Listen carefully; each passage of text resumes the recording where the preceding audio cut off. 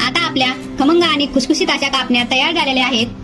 मी इथं 2 वाटी गव्हाचं पीठ घेतलेलं आहे, 2 चमच बेसन पीठ, 1 वाटी गूळ, 1 चमच बडीशेप आणि थोडीशी मिरची पावडर घेतलेली आहे. 1 वाटी गूळ घेतलेला आहे ना, 1च वाटी आपण पाणी घालून गूळ व्यवस्थित विरघळून घेणार आहोत. 2 वाट्या गव्हाचं पीठ घेतलं होतं आपण आणि 2 चम्मच बेसन पीठ, ते पण त्यातच टाकून घ्यायचं आपल्याला. त्यामध्ये आपण बडीशेप, विलायची ते पण टाकून घ्यायचंय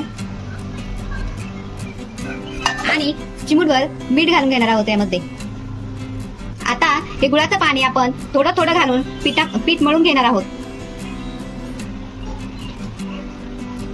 पीठ आपलं मळून झालेलं आहे. कापण्या लाटून घेण्यासाठी आपण एक उंडा घेणार आहोत. तो हातावर असा व्यवस्थित असा मळून घ्यायचा.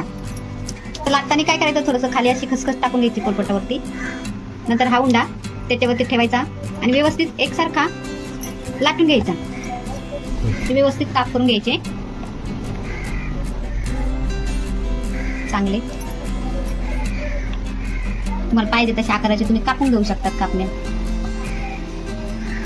आता आपल्याला आपल्या कापण्या तळून घ्यायच्या आहेत.